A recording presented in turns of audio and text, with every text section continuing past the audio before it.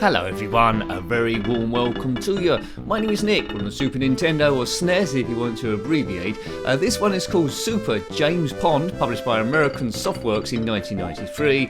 I was very familiar with this game on the Commodore Amiga. There it was called James Pond 2, codename RoboCod, and come out a couple of years before. So we'll see how this one compares, but basically the villain of the piece is Dr. Maybe. He's taken over Santa's factory and, well, kidnapped all the elves, but in a lot of versions they're penguins because of the sponsorship with McVitie's. But there's 50 levels, I sure won't be doing all of them, so let's have a go on this one. It's a cross between James Bond and RoboCop, see? We control this fish, he has an extending body. We're outside Santa's factory now, there's 50 doors, go through them, well they unlock one by one. There we go, there's a cheat mode up there if you collect those in the right order, which I didn't, so let's see how we go. Now if you had this one back in the day, let me know. The music is quite jolly, it might be a bit too chocolate box for some people, but I didn't mind it back in the day. Also reviewed it on the Game Boy Advance, wasn't too bad there. Amiga, of course, it struggled a little bit on the Commodore 64, but they gave it a good old go. Here's level 1. Oops, what's happened there? I think I've teleported. Yeah, I've teleported when I shouldn't have done. I teleported. That's a secret bit. So level 1's completed. I didn't mean to do that. Oh well, might need a bit of editing to go back again. If you completed this game, let me know. It probably takes a good couple of hours, I would have thought. The controls are a little bit slippery, but it's like that in all versions, to try and get precise on the ledges at certain bits. But, you know, let's see how we do. Bim bom bim bim. Oh no! Why am I saying no? I'm saying oh no, because this is the level I always struggled on. I went round in circles in a bit of bother. Oh dear, I'm already doubtful about this review. But anyway, this is a good opportunity now then. These reviews aren't about expert gameplay, no siree. They're about how you would have found the game on your first or second go, and would there been enough there for you to want to play it again. Now you might have just seen there, the object of each level is to find your way to the flashing bleacher beacon, or flashy colony thing, if you will. Now, I think this is the bit I always used to do wrong. Going from these levels kept falling down and down and down. Already in my mind I'm thinking, we'll have to start this review again, but hopefully not. So yes, so American Softworks 1993, Amiga version 1991. Doesn't mention RoboCop anywhere in this. Come on Nick, you can do it, can you? I don't know. Right, so this is stage 2 really, although we walked past stage 1. Oh god. RoboCod is doing a bit of disco dancing between each bit if you stay still. A bit like Super Mario, you can destroy enemies by landing on their bonds. The Commodore 64 version was very washed out in graphics. It was a bit tricky to land on the enemies as well in that version, which I never got the hang of. Oh man, levels in this are very, very big. They're multi-staged before you complete each door, if you will, going up Santa's castle. So yes, you have to collect penguins. I think in the original they were elves, but McVitie's, the biscuit people, sponsored them, and they got some sort of deal out of it like that. Bum bum bum bum bum bum bum bum bum bum. Let's do an edit. Come on, Nicky. Come on, we've got lots of footage now. You haven't gone hardly anywhere. I might well have edited it by this point in time. Well, oh, right, okay.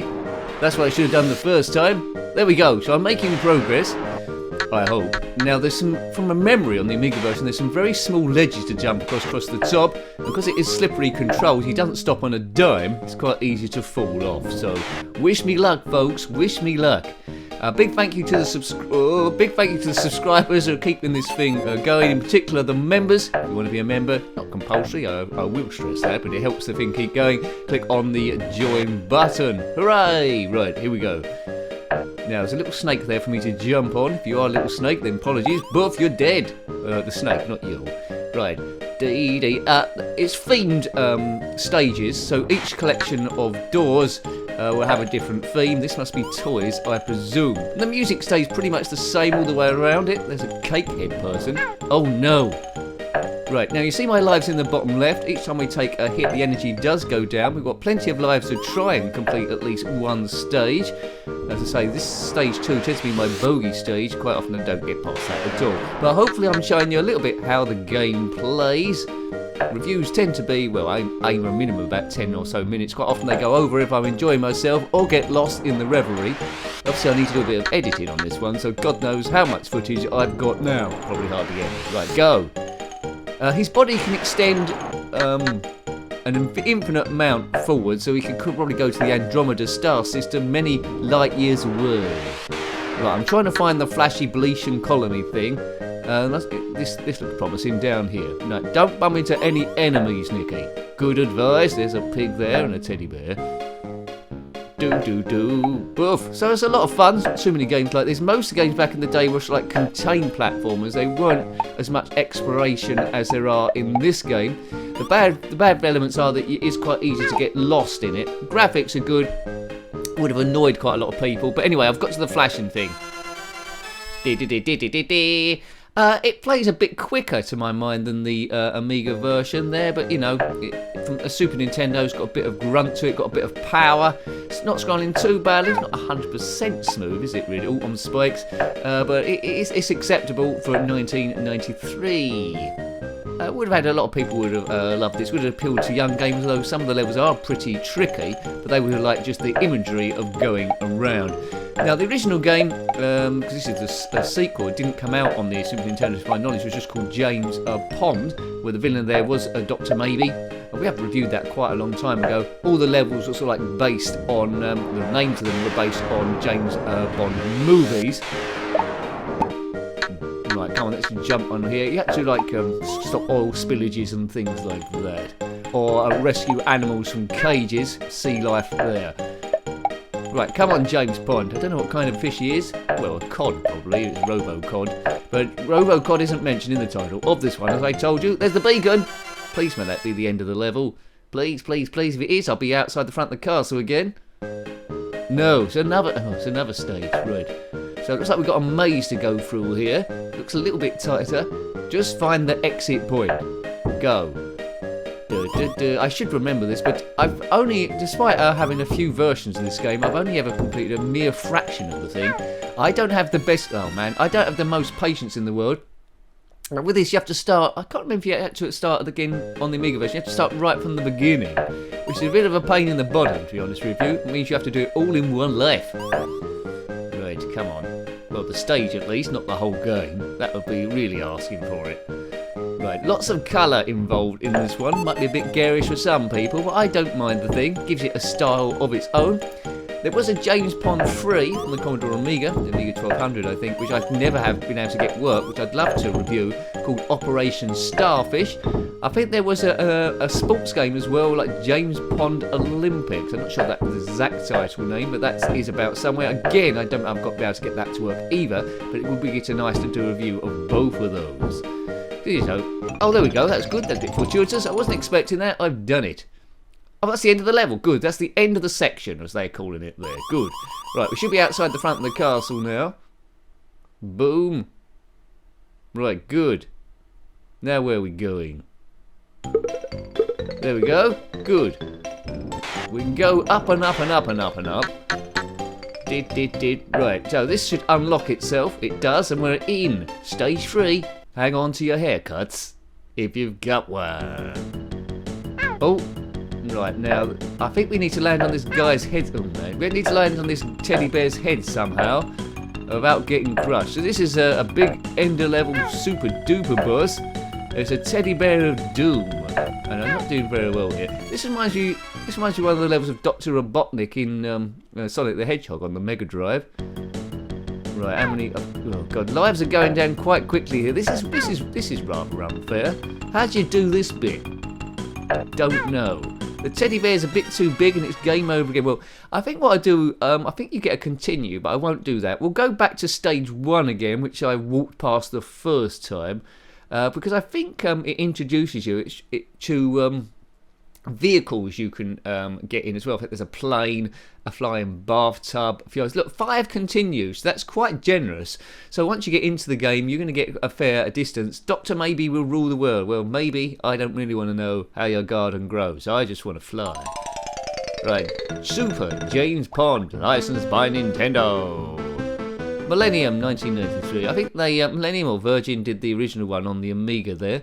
So let's go back to basics. This is how you would have been presented with the game on your first go. And that's what the reviews are all about. Not expert game players, I always stress, but there's always people that don't quite get it. Right. always will be the same. Let's zip in here. If you've seen this far into the video, then thank you very much. Drop a comment in the comment section below. Anything James Pondish, fishish, a fish joke. There'll be fish jokes in the comment section. You won't be alone, I'd imagine. Right, don't be shellfish. Someone done that joke? Maybe. Right, so stage 1. I haven't walked past it this time. So it's getting you used to the controls. Quite tight here. Good. Climb across the top. You can do that at any section that you can find. Some of the graphics are a little bit different, the things you can collect. There's power-ups by hitting underneath boxes there. So, you know, it starts off quite gentle. Very similar to the Amiga version. Some of the graphics are different. There's a penguin. There's a tap. There's some poison, so don't get poisoned. Quite often when you're going quickly, you can hit the poison. That'll lose you some energy. Don't take poison. Both in this and in the real world. But there's another wiggly snaky worm thing. He's dead. What's in here? So a clock and that just points, I think, at the end of the day. Something else to get. So a bit like Super Mario, then this little section. Now sometimes there's a vehicle in here, sometimes it's an enemy. In this case it's an enemy. I think the next one, yeah, I knew it was the next one, I remember from before, that's an enemy as well. There's a penguin rescued, there's another penguin rescued, the thing flashes, that's basically the idea of the game. You can try and destroy the enemies if you want, but there's nothing to benefit from doing that. Let's get out of here. Maybe I can jump on his head, there we go, that's it, he deserved that. Da-ba-da-ba-ba-da-ba. Super James Pond. Your move, creep. Right, where are we now? So it looks like we're in a sports shop. They could be trees, but I think they're table tennis bats because we're in a sports area. There's some balls there. They could be tennis balls or they could be donuts. I'm not sure. I don't know what a donut's doing in a sports shop. That's the kind of sport I would like to get into. As I land on the spikes again, a la Tomb Raider, a la Prince of Persia, and some various other ones. Right, okay, I lost my lives quite quickly there. James Pond, in the bottom left graphic there with his lives, gets more and more annoyed the less you get. He doesn't look overly impressed at the moment. Right, just jump over this toaster thing. What's that doing in the sports shop? There's a guy. Now, is this going to be anything useful in that mystery box? Don't know. Let's get these first of all. Biff. Bah. 2 clocks. Right. No, it's another enemy. That hasn't been working out very well, those ones. But after a few goes, you'll learn not to hit those in certain places. They don't random up. It's always going to be the same for each level. I sort of like secretly knew that was an enemy there. Don't know what that thing's supposed to be. Oh God! He's no, that's poison. Don't get that. We've learnt that. Is he going to come my way? Oh God! What did I say about the poison? Right, off we go. As long as I show you a vehicle in this review, then it'll be a big success. So never be afraid to put what you think about the games below. It's always good having a bit of a variety. What's that up there? Right, now I think there's a switch up there. Some table tennis bats. I'm forgetting a little bits of this as I had it. Right, that's a lift. Is that going to go back up? No, it isn't. Oh, I don't know then. What's the point of that? Oh, and it resets. As soon as it goes off the screen, it resets anyway. Not sure what goes on there. Alright, there's a penguin. And it's not flashing, so there's another penguin somewhere. Wings, right, we can go flap, flap, flap. There's another penguin up there. Good. See, that's one of the power-ups. It's gradually introducing you to the different bits each time before it's going to get incredibly difficult and you won't know what's going on. You won't know what's up, what's down. Oh, he's done it again, isn't he? He's been taking poison. Don't give poison to a fish. Right, off we go again. Come on, James Pond. Your goose is cooked, sir. Dr. Maybe. Based off Dr. No, I suppose. Basically, Dr. No, Dr. Maybe. See the thing there? That was the very first James Bond movie, starring Sean Connery. I think that was when James Bond was at his best, really. Is it like tongue-in-cheek with the stuff before it got too out of hand? And it had a bit of humour as well, and it wasn't overly serious. So it hit the sweet spot in the middle.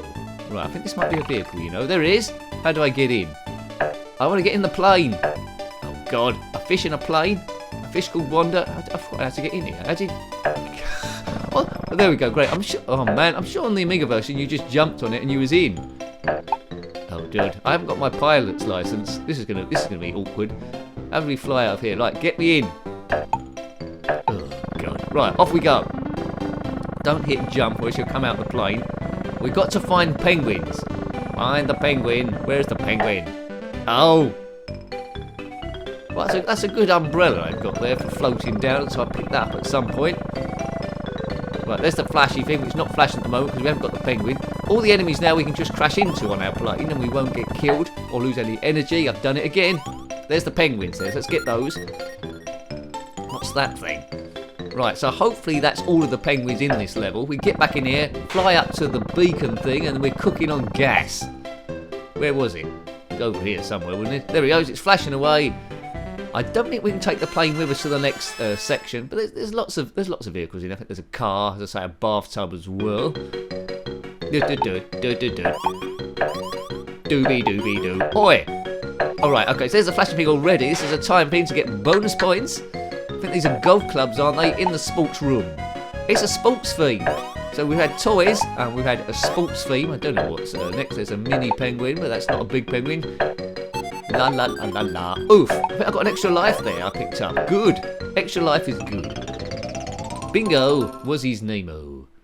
Good stuff. So I think I showed you a big chunk of the game. I could be playing it for hours. It is quite addictive there. So if you want to track that down, you can do. It's good graphics, good sound. Would annoy some people. The controls are a little bit slippery. There's a lot of content there, but overall, I think a great game and a classic game. Bit of a Christmassy game, but anyway, we've reviewed it now. So I hope you liked having a look at that one. That was Super James Pond on the Super Nintendo or SNES, published by American Softworks in 1993, and based on the earlier game James Pond 2, codename RoboCod from the Amiga, in 1991. If you've got any comments about this game, similar games, or anything retro or fish related, let's chuck that in as well. Then please put that in the comment section below. Until next time, take great care of yourself and are very fond. Goodbye.